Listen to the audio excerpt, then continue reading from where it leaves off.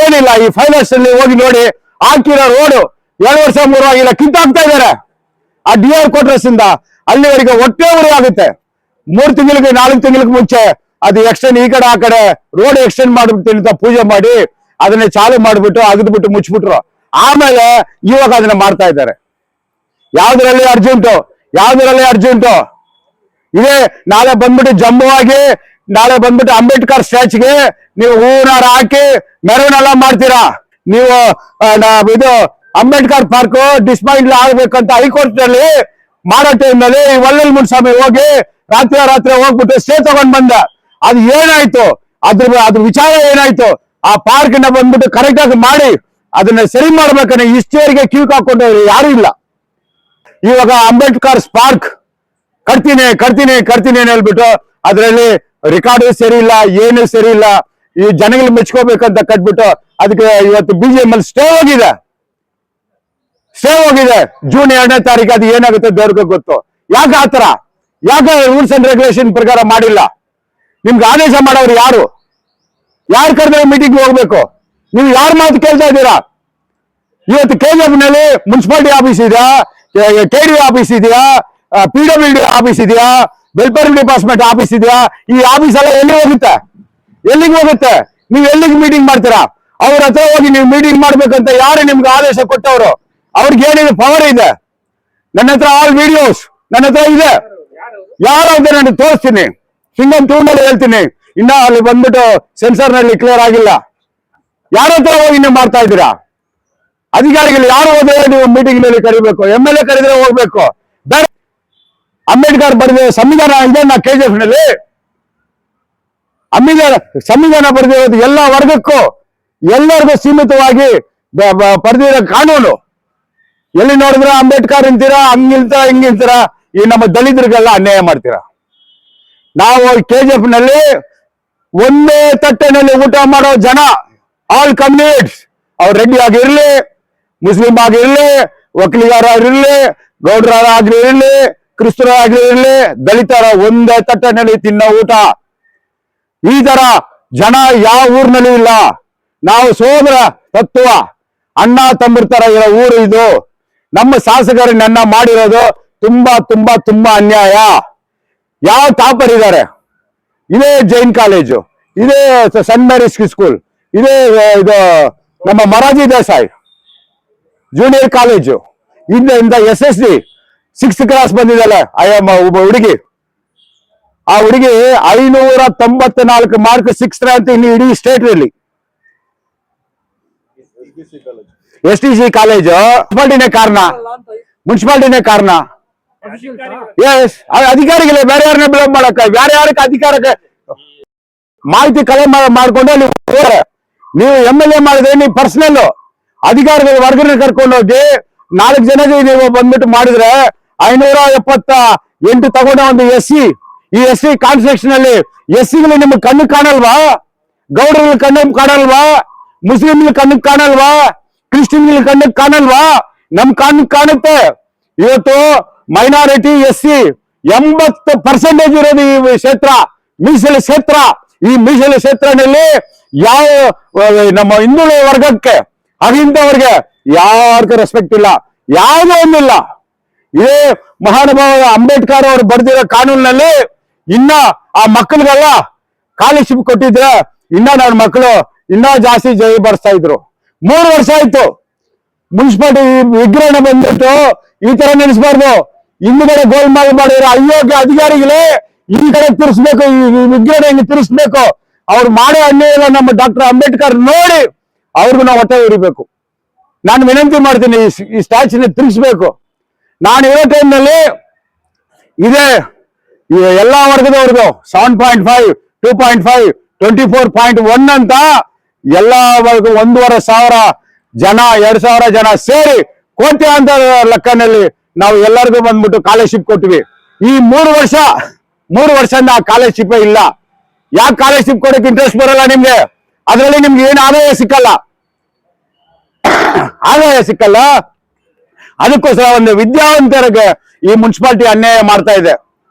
ನಾನು last meeting ನಲ್ಲಿ ನಾನು ಬಂದ್ಬಿಟ್ಟು ಅಟ್ರಾಸಿಟಿ ಕೇಸ್ ಹಾಕ್ತೀನಿ, ಈ ಸ್ಕಾಲರ್ಶಿಪ್ ಕೊಟ್ಟಿಲ್ಲ ಅಂತ ಹೇಳ್ಬಿಟ್ಟು ನಾನು ಫೈರ್ ಮಾಡಿದೆ. ಅವಾಗ ಯಾವುದೋ ಒಂದು ಲ್ಯಾಪ್ಟಾಪ್ ನಲ್ಲಿ ಕಮಿಷನ್ ಸಿಗುತ್ತೆ ಅಂತ 35 ಲ್ಯಾಪ್ಟಾಪ್ ಕೊಟ್ಬಿಟ್ಟು ಕಣ್ಣೋಡಿಸ್ಬಿಟ್ರು.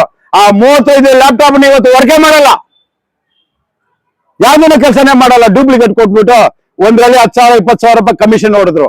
ಈ 3 ವರ್ಷ ಸ್ಯಾಂಕ್ಷನ್ ಮಾಡಿರೋ ನಾನು, ನನ್ನ ಅಧ್ಯಕ್ಷನಲ್ಲಿ ಸ್ಟಾರ್ಟ್ ಮಾಡಿರೋ ದುಡ್ಡು ಅಲ್ಲೇ ಇದೆ. ಯಾಕೆ ನೀವು ಮಕ್ಕಳಿಗೆ ಸ್ಕಾಲರ್ಶಿಪ್ ಕೊಟ್ಟಿಲ್ಲ? ಇದು SC ಮಕ್ಕಳಿಗೆ ಅನ್ಯಾಯ ಇಲ್ವಾ? ಹಿಂದುಳಿದ ವರ್ಗ ಮಕ್ಕಳಿಗೆ ಅನ್ಯಾಯ ಇಲ್ವಾ ಇದು ಕೊಡೋದು? ನಿಮ್ಗೆ ಯಾರು ಕಣ್ಣು ಕಾಣಲ್ವಾ? ಈ ಅಧಿಕಾರಿಗಳೇ, ನೀವು ಯಾರು ಮಾತು ಕೇಳ್ಕೊಂಡು ಆಡಳಿತ ಮಾಡ್ತೀರಾ? ನಾವು ಏನ್ ಕಷ್ಟ ಬಿದ್ದು ಏನಿದ್ರ ಕೊಡು, ನಾವು ಅದೆಲ್ಲ ಬಿಡಲ್ಲ ಸಮಯ. ಇದು ನನ್ನ ಮಣ್ಣು, ಇದು ನನ್ನ ಮಕ್ಕಳು, ಇದು ನನ್ನ ಉಸಿರು. ನನ್ನ ಮಣ್ಣು, ನನ್ನ ಮಕ್ಕಳು, ನಮ್ಮ ಉಸಿರು. ನಾನು ಇರೋವರೆಗೆ ಯಾವ ವರ್ಗದ ಅನ್ಯಾಯ ಮಾಡಕ್ಕೆ ಬಿಡ. ಮಗು 6th ರ್ಯಾಂಕ್,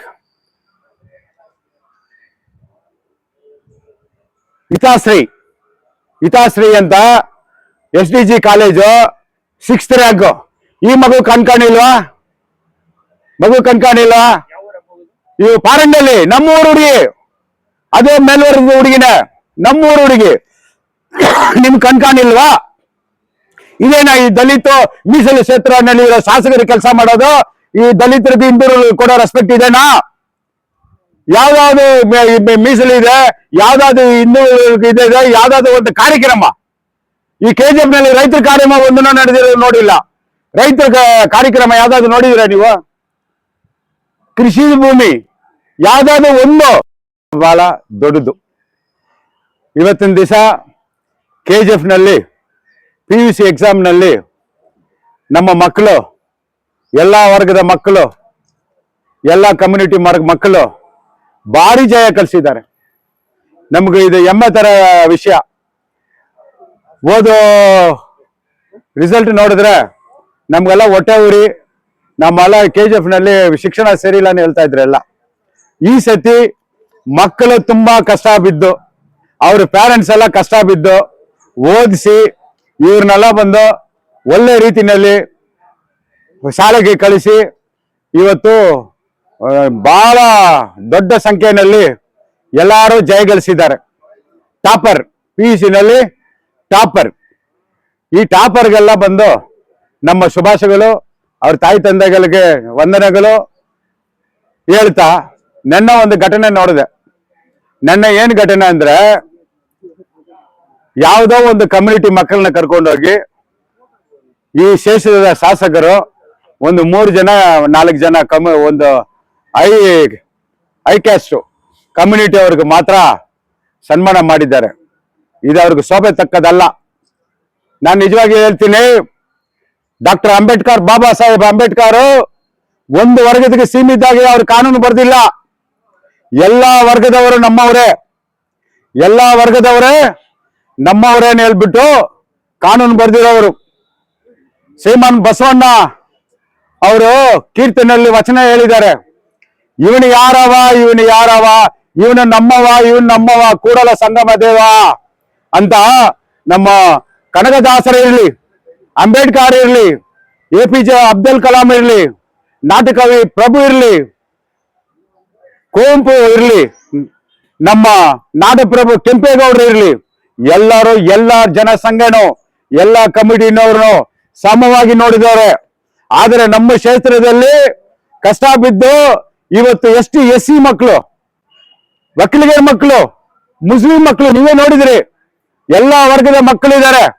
ಆ ಮಕ್ಕಳು ಕಷ್ಟ ಬಿದ್ದು ಓದಿ ನೀವು ಯಾರೋ ಮೆಚ್ಕೊಳ್ಳೋಕ್ಕೋಸ್ಕರ ಒಂದು ಕಮ್ಯುನಿಟಿನ ಅವ್ರಿಗೆ ನೀವು ಸನ್ಮಾನ ಮಾಡಿದ್ರೆ, ಮಿಕ್ಕಿದ ಮಕ್ಕಳು ಮನಸ್ಸಿನಲ್ಲಿ ವಿಷ ಬೀಜ ಹಾಕಿರೋ ತನ ಇದು. ವಿಷ ಬೀಜ ಮಕ್ಕಳು ಶಾಲೆಗೆ ಹೋಗೋ ಟೈಮ್ನಲ್ಲಿ ಅವ್ರ ಮನಸ್ಸಿನಲ್ಲಿ ಏನು ಅದು ದಕ್ಕತ್ತೋ ಅದೇನೇ ಬಂದ್ಬಿಟ್ಟು ಅವ್ರಿಗೆ ಉದ್ಧಾರ ಆಗೋದು. ಆ ಚಿಕ್ಕ ಮಕ್ಕಳು ಮನಸ್ಸಿನಲ್ಲಿ ವಿಷ ಬೀಜ ಹಚ್ಚಿದ್ದಾರೆ ನಮ್ಮ ಶಾಸಕರು. ಇದು ಶೋಭೆ ತರಗ ವಿಷಯ ಅಲ್ಲ. ಎಲ್ಲರೂ ಕರೆದು ಸಮವಾಗಿ ಸಮಪಾಲು ಸಮಪಂದು ಹಂಗನೆ ಹೇಳ್ಬಿಟ್ಟು ನೀವು ಬಂದ್ಬಿಟ್ಟು ಎಲ್ಲರನ್ನ ಕರೆದು ನೀವು ಮಾತಾಡಿದ್ರೆ ನಿಮ್ಗೆ ಸಭಾಸ್ ಅಂತ ಹೇಳ್ತಾ ಇದ್ದೀವಿ. ಇವರು ಯಾರೋ ಮೆಚ್ಕೋಬೇಕಂತ ಒಂದು ಕಮ್ಯುನಿಟಿ ಅವರು ಅವ್ರ ಕಮ್ಯುನಿಟಿ ಅವ್ರಿಗೆ ಹೋಗ್ಬಿಟ್ಟು ಸನ್ಮಾನ ಮಾಡಿದ್ರೆ ಅವ್ರಿಗೆ ಯಾರಿಗೆ ಕೀರ್ತಿ ಬರುತ್ತೆ, ಆ ಕಮ್ಯುನಿಟಿಗೆ ನಮ್ಗೆ ಕೀರ್ತಿ ಬರ್ಬೇಕು. ನೀವು ಮನೆ ಕರ್ಕೊಂಡ್ ಬಂದ್ಬಿಟ್ಟು ಆ ಆ ಯೋಗ್ಯತೆ ಕೆಟ್ಟ ಶಿಕ್ಷಣ ಅಧಿಕಾರಿಗಳು, ಆ BO ಯಾವನವನು ನೀನು ಅಯೋಗ್ಯ, ನೀನು ಗೊತ್ತಿಲ್ವಾ?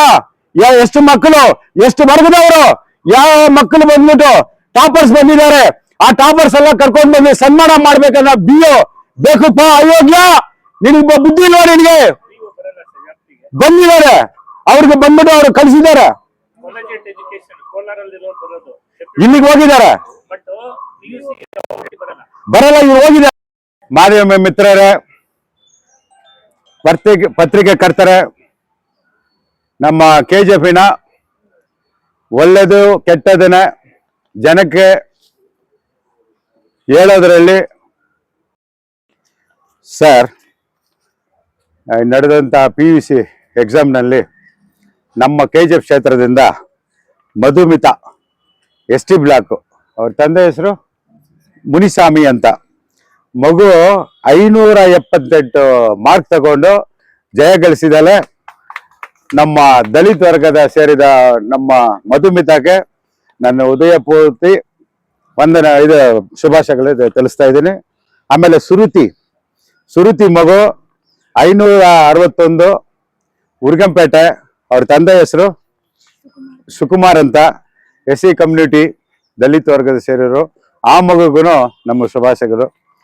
ಮತ್ತೆ ಅರ್ಷಿಯಾ